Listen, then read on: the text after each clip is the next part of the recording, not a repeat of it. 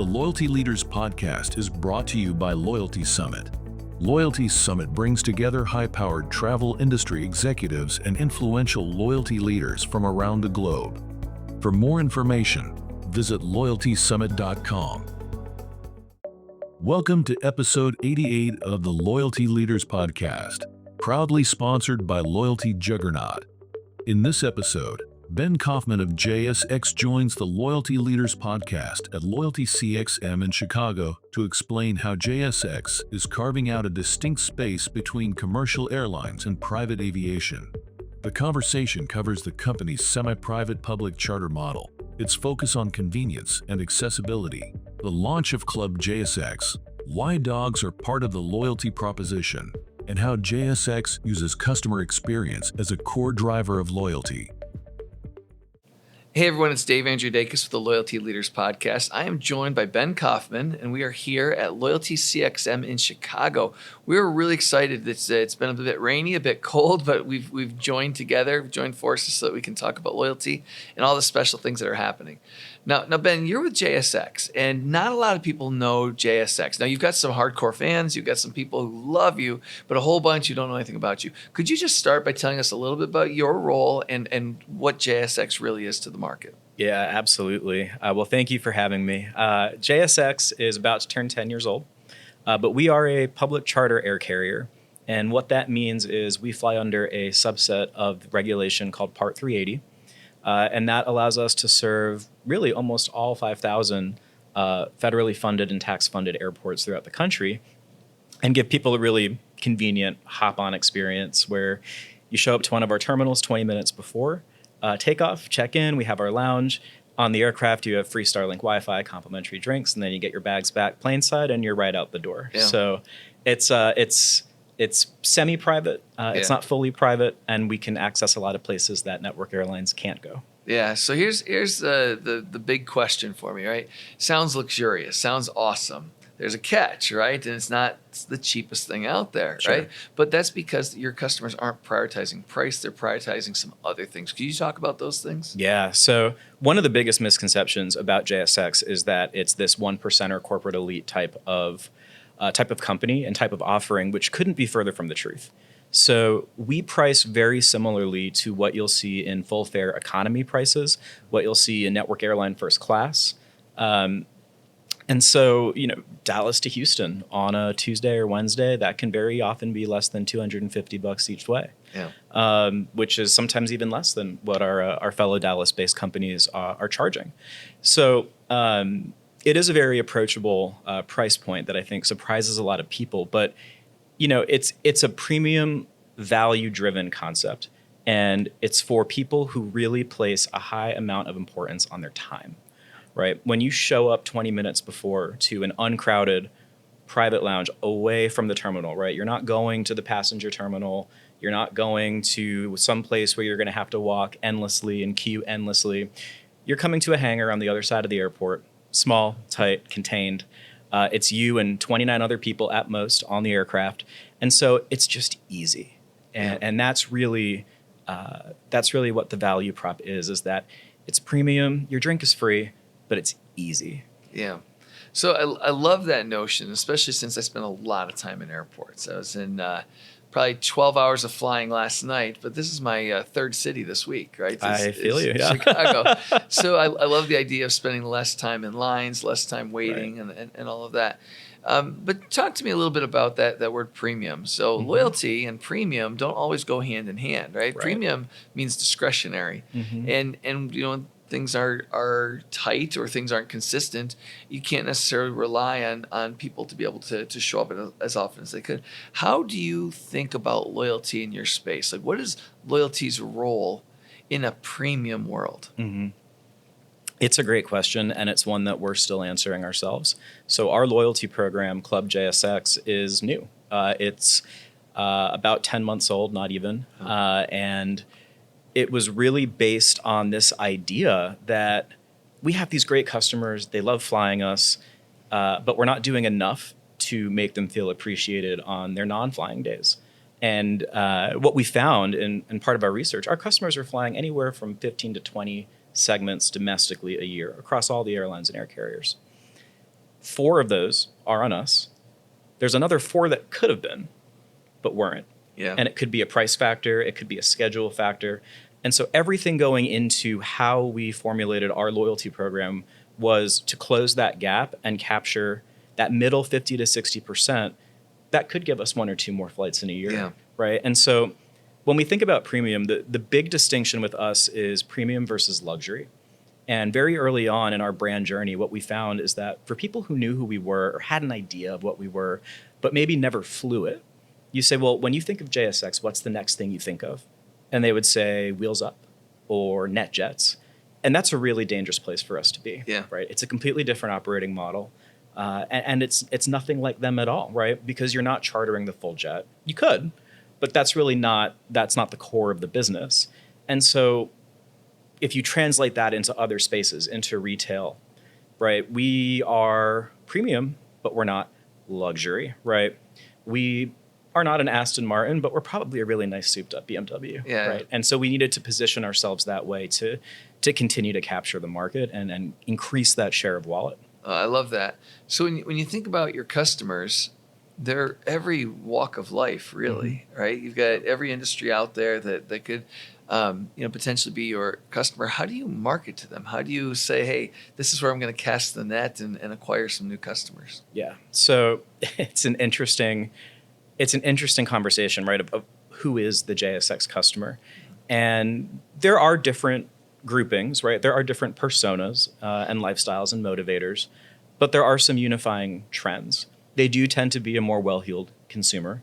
But beyond that, they are people who have spent a long time flying the network airlines. They are people that have dogs. They are the elderly or mobility challenged, where, walking through JFK Terminal 4 all the way to Gate B, whatever, right, is just not an option. Yeah. Right? They could be neurodiverse. We were the world's first air carrier to be certified as autism aware, right? And so when you think about taking stimulus out of the travel experience, you open up a lot of doors to people who have previously been unable Sure. to access that, whether for leisure or even for things like therapy. Yeah. So the JSX customer is very diverse. And what we try to appeal to in broad strokes is the value saving, the time proposition, that it's more attainable than you think it is, and that you're really going to like it. Yeah. So I love that. And let's go back to, you talked about autism aware, right? That's beautiful. You mentioned dogs. Yep. So you just did something unique with dogs. Can you tell us a little bit about that? So JSX has always been a pet-friendly carrier. And the way that manifests is if you have a registered support animal or a registered service animal, right, that dog can come with you on board at no charge. That's an extension of your person. That's legal and regulatory. There were emotional support animals. That is now no longer considered a recognized or protected class in the federal regulation. So the airlines, the air carriers, that's really not a thing anymore for the travel industry.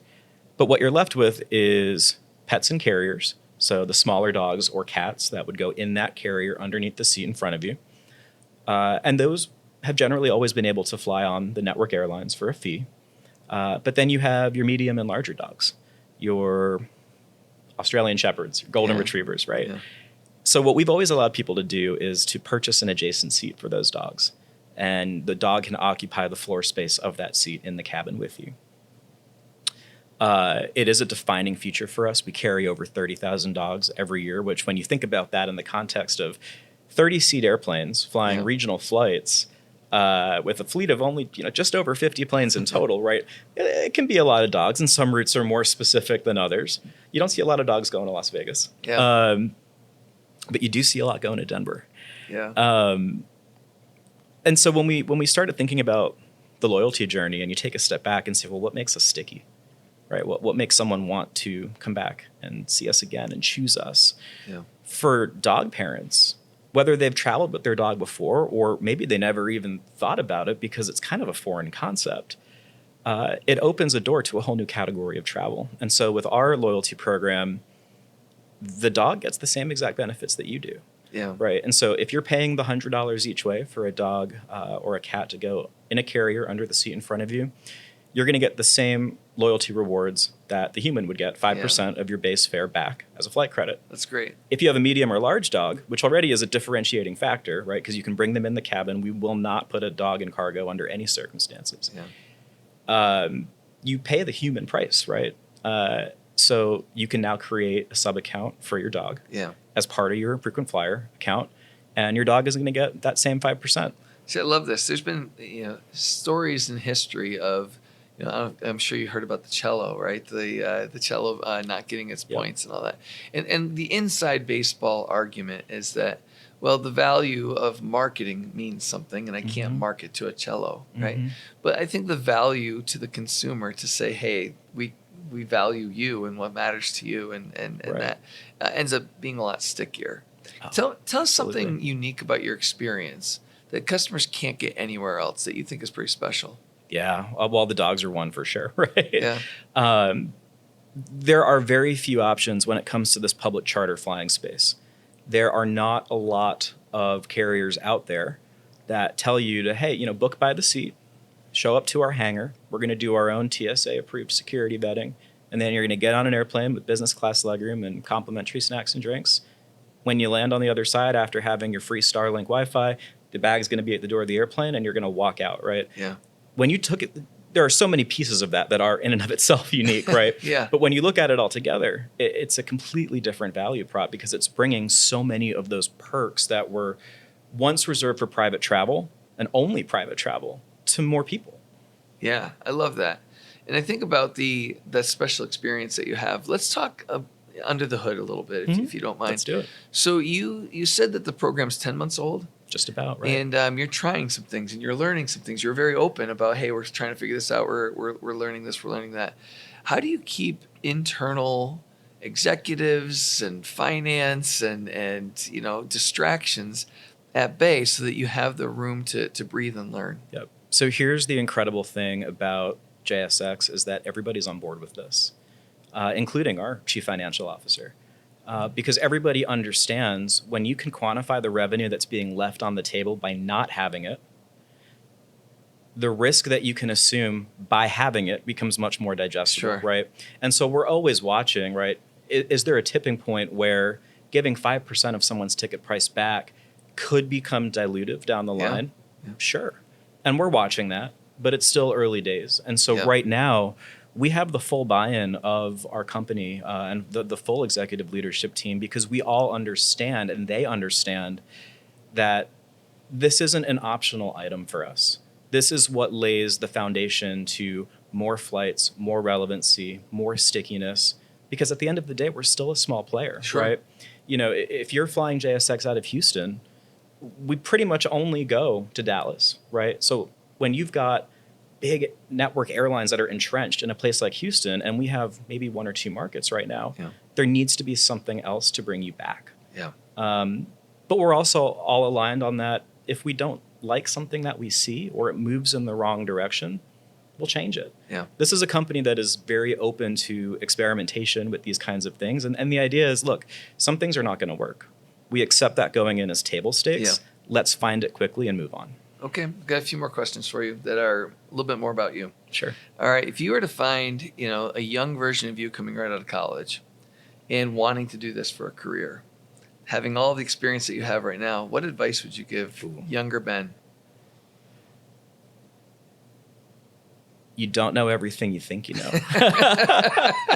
I think you need to tell that to older Dave. You don't know everything you think you know. I mean, I started in this industry as a flight attendant. Okay.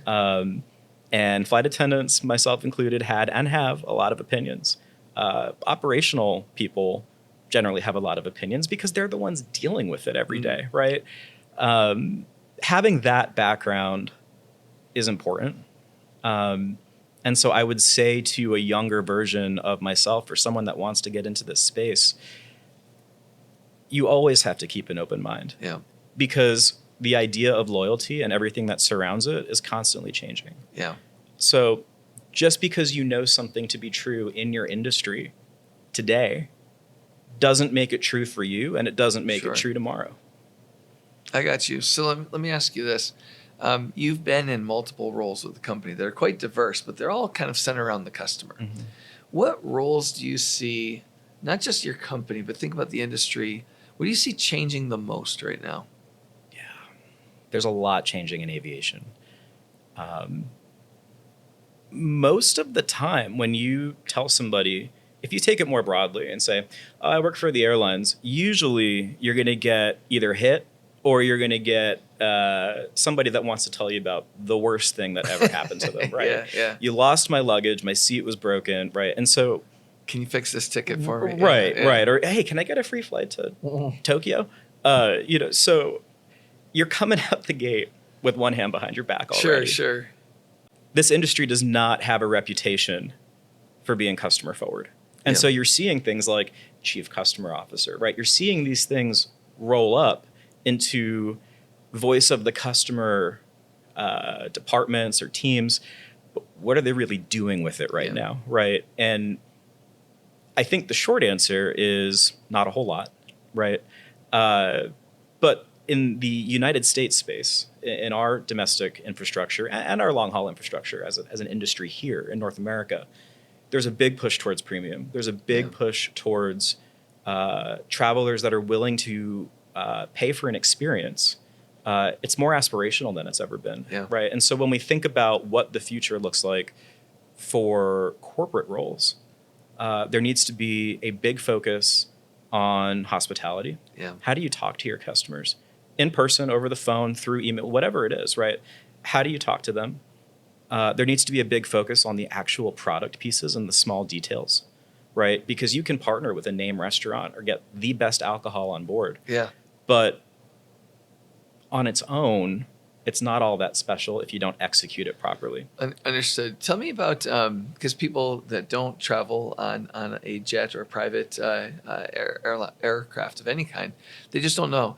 What are the most fun configurations that JSX provides? Yeah. Well, so for us, it's pretty straightforward. Most of our airplanes are in a 1x1 or a 1x2 configuration. Okay. So if you go into the private jet world, though, right, you could get couches, beds, gold-plated toilet seats, take your pick. We don't quite do that. Okay. It's still a regular airline seat. I got you. But it would be fun. All right. And what is this is my last question for you. What is your favorite thing about working for JSX? Ooh, there's a lot. This is a company that's willing to bet big on bold ideas and the people that are willing to champion them. And so this is the kind of organization where if it makes sense and it's the right thing to do, you're going to be empowered to do it. And some of that is a function of being a smaller company, but a lot of that is cultural. And that is something that makes JSX really fun because we all have the same North Star. We're all trying to do something different in aviation at JSX, and we all subscribe to that and understand it.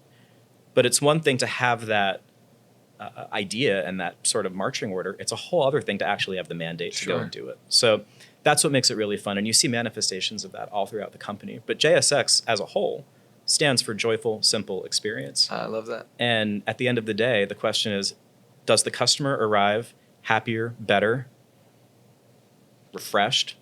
Are they better when they land than before they took off? And if the answer is yes, let's do it. If the answer is no, there better be a really good reason why. So you're actually using your principles as guiding principles. Yes. I love that. Down to the point of even that and our core values and performance reviews, right? It's all tied back to that. It's all there. Ben, we're out of time. Thank you so much. I really appreciate it. This has been a lot of fun for me. Thank you for joining. Likewise. Thanks. All right. Thanks. The Loyalty Leaders Podcast is proudly sponsored by Loyalty Juggernaut. In our next interview, recorded at Loyalty Summit 2026 in Chicago, Bill Hanifin caught up with Chadwick Boyd, founder of Chadwick Boyd Consulting, about the role of cultural intelligence in building lasting brand relationships. Welcome, everyone. I'm Bill Hanifin, the managing editor of The Wise Marketer and CEO of the Wise Marketer Group. And we're here at Loyalty Summit 2026 in Chicago. And I'm here with Chadwick Boyd, who is founder of Chadwick Boyd Consulting. How are you today? I'm doing very well. I'm very happy it's sunny outside. It is. It is. There was threatening of snow yesterday, but now it's sunny. So and the hail before that. So. That's right. That's right. So this is a really interesting conversation to me because we talk a lot about big L and small L loyalty, and small L being the program, the loyalty program, and the big L being brand loyalty. And sometimes we strive to get recognition of people that loyalty is really about the brand first. And that's your area of expertise. That's so right. I hope you just tell us a little bit about your background and what you do and some of the work you're doing currently. Yeah, so I've been in the brand world for 30 years. And what I do, I have a cultural intelligence practice. So I'm a cultural intelligence consultant. And what I do is look at consumer research and cultural insights and signals to build a brand narrative that knits together a relationship with a target customer, all with the intent of sustaining or maintaining a lasting or loyal relationship with the brand. And I think, I was telling you a little bit ago that one of my points of differentiation is that I am embedded in the culture. So I am a chef. I write for magazines. I travel around the country doing cooking demonstrations and appearances on TV. And so I am on the front lines of consumer feedback. I hear what they love, what their pain points are, and what they're thinking about or wanting. And I'm able to bring all of those insights into the work that I do with the brand. Yeah. So it's, I love being in the middle of all of that and making those connections happen. It's interesting because we've done a lot of work in behavioral psychology, and there's a thing called the self-determination theory. You're probably familiar with it, but there are a few elements that are core to how we're all knitted together as humans. And one of them is that we're all communal beings. We like community. We like association with others. And I mean, I've always heard it said that sitting down at a table and having a meal shared amongst people is the principal way to create that community. So you are definitely in the middle of understanding how people tick and getting the right kind of feedback. Would you say? Yeah, for sure. I love the analogy of the table because it really is the connective tissue for how we see each other, how we understand each other, how we are oriented toward each other. Yeah. So help me out with this. I'll admit that I think it's the first time I've heard someone describe and say they have a cultural intelligence agency. That was a term. Did you create that? Is that something that you visioned yourself, or is that something that's broader that I just haven't been exposed to? I think I have. Everything in my career has been not by necessary plan. I've found myself in certain situations. I was telling Larry Rogers with The Gap a little bit ago that in college, I was so enamored by how Mickey Drexler, what he was doing from a cultural standpoint with The Gap. It wasn't about selling cool clothes. It was literally changing our behavior where you had business people who were suddenly donning denim shirts and khaki pants and calling it Khaki Fridays. And businesses were changing their schedules to literally say, you have permission because we honor Casual Friday. And that is what essentially caused me to be a cultural anthropologist. I wanted to understand the why behind it and the opportunity for brands to make that kind of impact. And I've carried that all the way through my career.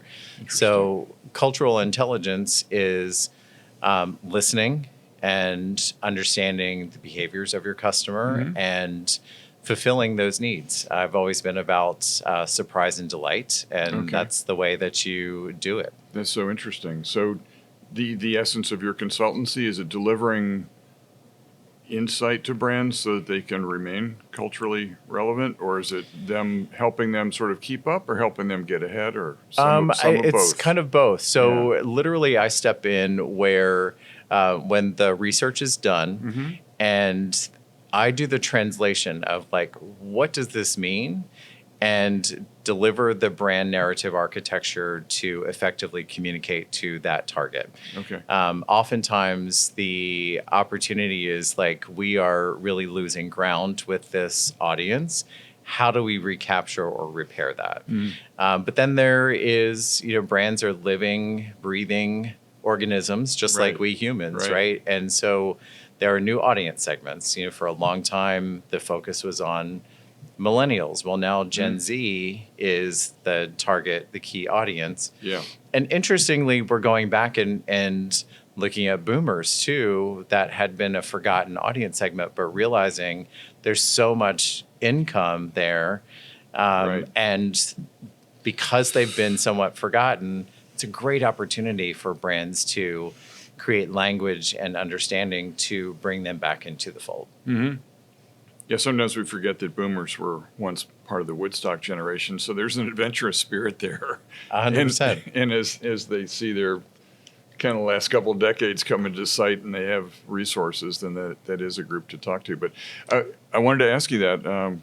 So let me ask you about vertical categories first, and then we can talk about maybe demographics. But do you like to work particularly like with the CPGs, with apparel companies, with other types of brands? Or do you work with all of them? So typically, my history has been working with legacy brands. Okay. Give me an example of that. So Campbell's Soup Company, Panera Bread, Okay. McDonald's. Okay. And those are the ones that they're constantly looking for ways to stay relevant because the culture is changing. Tastes and desires are changing around that. So they need to adjust to be able to keep or reknit folks back into their brand experience. But I'm also doing work with high growth consumer brands or PE firms who have acquired particular food and lifestyle brands. That happens my background as a chef. Certainly as food, but my expertise broadens into the lifestyle space because once you understand the mechanics of a business, we've done the research, we know who we want to connect with, but it's that in between that we need to figure out how to actually go and do it. How do we speak it? How do we adjust our experiences around that to create that connection? Okay. Does some of your work boil down to rebranding efforts or new taglines, new marketing communications? So I'm typically logos even. I'm things like typically that? upstream from that. Okay. So the work that I do is mostly internally with the C-levels or the executives who are charged with larger efforts. Okay. And the work that I do drives the creative briefs that then get shared with the agencies, whether it's an ad agency, a branding agency, a PR firm.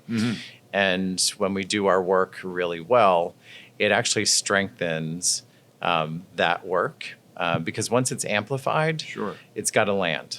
Right. So, Right. And that's the exciting part, I think. Yeah, absolutely. Just by the nature of things, we're a society that always focuses on the younger group, the up and coming. So does that mean, I guess your work's been a lot looking at millennial groups over the last decade, but do you always seem to trend younger, say towards Gen Z and Alpha right now, or do you still look at and do work across all generations? That's a great question. I think, for such a long time, millennials were the focus. Like the work with McDonald's, for example, several years ago was, how do we bring millennials into our offering? Yeah. And that happened just to coincide with where protein was beginning to be a priority, right? And they offer freshly, made breakfast, high protein, in the mornings. So just extend that all day long, right? And so that was such a main focus for such a long time. Now Gen Z is that priority. But there are other audiences that certainly are opportunities that don't necessarily get the love that they should. For example, boomers have high discretionary income. Right. We've been in such a time where 50 is the new 40, 60 is the new 50, right? So younger, more active, more engaged, wanting more from life, which is a big opportunity for brands to take advantage of. And even within the groups, I was always fascinated in, like when we had awareness of millennials, such a thing, soon thereafter, it seemed like you had to make some distinctions between the early millennials and the ones in the middle and then the younger ones, because I saw it with friends and family and just doing other consumer work that they had different approaches, and we still could easily broad brush and say they're all millennials. So the complexity of the work you're doing, I imagine, is can't be overstated. Well, I'm staunchly in Gen X and Okay. definitely embody the core components of Okay. that demographic. Yeah. But millennials came along and changed things for sure. Their value system is different, and there's a bridge from the lower end millennials into Gen Z Yeah. that we're still trying to understand and figure out that nuance. What's the biggest challenge that you see? One of the things that occurred to me while you were talking was, at some point there's a line of demarcation between those that are truly digitally native, like they've never known anything else except having a device in their hand and having fully functioning broadband internet everywhere, and those that grew up with it and those that have sort of leaned into it over time. But what are the biggest distinctions that you see? Like, do you have to tailor what you're doing to digital natives versus those that are digital sort of inhabitants? So I feel like I was born into a family focus group. So I'm the oldest of 5, and there's 14 years difference between me and my youngest sister. But I also have 9 nieces and nephews that span from 22 to 6. And Okay. so I live the experience of understanding how brains that were developed not around screen time and those that were. And I see the behavior, the interactivity from the upper end to the 20-somethings to the younger, 6 to 10-year-olds. It's interesting that 2026 is being called the year of the analog, because there is this shift that is going away from screen Okay. to being more connective and in a true human way. Okay. And that is something that I'm looking more into, because that certainly speaks to me and what I developed around. But I see that as for millennials in particular and upper end or older Gen Z, they don't know how to grasp that because they haven't been given those fundamentals and tools. Yeah. And because of that, you do have to speak to them differently. But I think this shift toward this idea of the year of the analog is quite interesting, because that's what is most curious, it appears, to our younger people who are like our teens. Interesting. Yeah. So let me ask you, I could speculate, but I'd rather hear it from you. What's driving that shift? Just the talk of the year of the analog. Is it a feeling of risk or a feeling of fear of impact of too much screen time, or is it something else? I haven't looked enough in the data to confidently say exactly what that is. But I do feel like we are reaching a saturation point in terms of being able to honor ourselves in a human way versus always being on. It's just not a sustainable thing. Right. And where a lot of the conversation here at the Loyalty Summit is around AI and how that is being leveraged or not. Right. And some of that can continue to do the work on behalf of us because it understands us and allows us to kind of pull away from that technology and spend more time connecting with ourselves and with our fellow humans. It's kind of encouraging in a way to think that we as humans have some ability to recognize we're getting to that saturation point and maybe take steps to find some more balance. Well, human behavior demonstrates that, we are pendulum swingers. So we do go one way to an extreme and then find our way back to balance. Okay. My brain certainly is going, "Phew," thank God. But because I do think that we need more of that. Mm-hmm. I wanted to ask you, two of the words that come up in these Loyalty Summit events are trust and authenticity. Yeah. And it's important for brands to pay attention to that. Now, so I wanted to ask you, is there a temptation when you're trying to establish cultural relevance, working with a brand? I mean, there could be that element of trying too hard, in quotes. So how do you balance what's appropriate, what's authentic, and what's exactly on target versus somebody just trying too hard and chasing for commercial purposes? Yeah, so there definitely is, when you are a part of a brand team, you're all in, right? Mm-hmm. And so you believe, it's easy to believe your own Kool-Aid. Right. But Sure. at the end, if it drives business and your goal is to connect authentically with people, then you have to really pay attention to what their needs and wants are Mm-hmm. to fulfill them. Mm-hmm. Okay. Yeah. So tell me what the most exciting project you worked on in the last 6 months. Something really interesting, if you can share it. I think one of my one of the things that I've loved working on is with an Apple brand, where we were trying to break it out from competing with a commodity, and how can you do that? And the opportunity that was given is to turn it into an actual lifestyle brand that made an apple relevant to homes and home cooks 365 days a year. So you have to think about that from when an apple has a particular mindset, right? We immediately go to October, fall, sweater weather, all of that. Mm-hmm.